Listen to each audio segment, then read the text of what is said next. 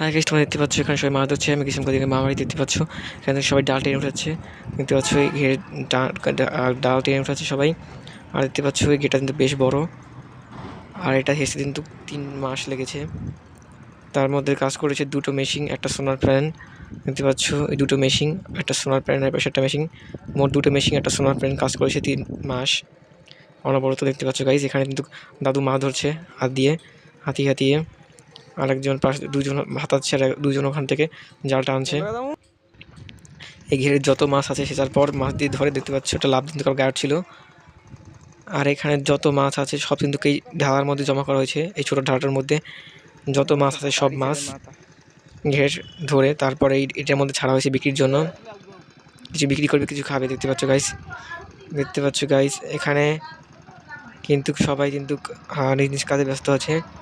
মাছ সব লাফ দিয়ে বাইরে পড়ছে জাল দিয়ে। দেখতে পাচ্ছ জালের ঘেরাও তাদের মাছগুলোকে আটকে রাখতে পারছে না, সবাই চেষ্টা আছে। দেখতে পাচ্ছ গাইস মাছ ধরার সব লাফ দিয়ে পড়ছে।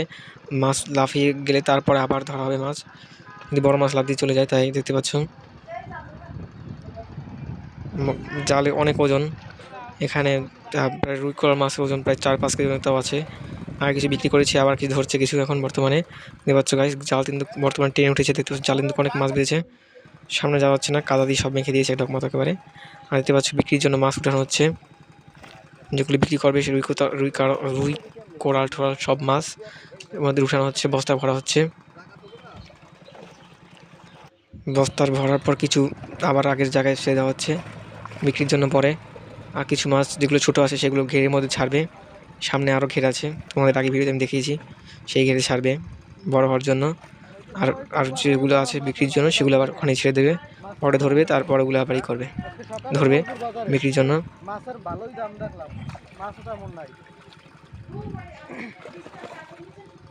দেখতে পাচ্ছ গাইস, আর এখানে মাছ ধরেছে প্রায় 5-6 জন।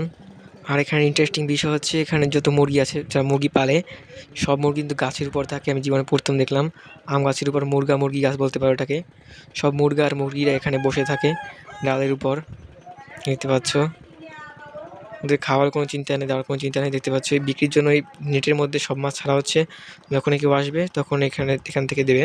ভিডিও ভালো করে লাইক সাবস্ক্রাইব পাশে থেকে ভাই।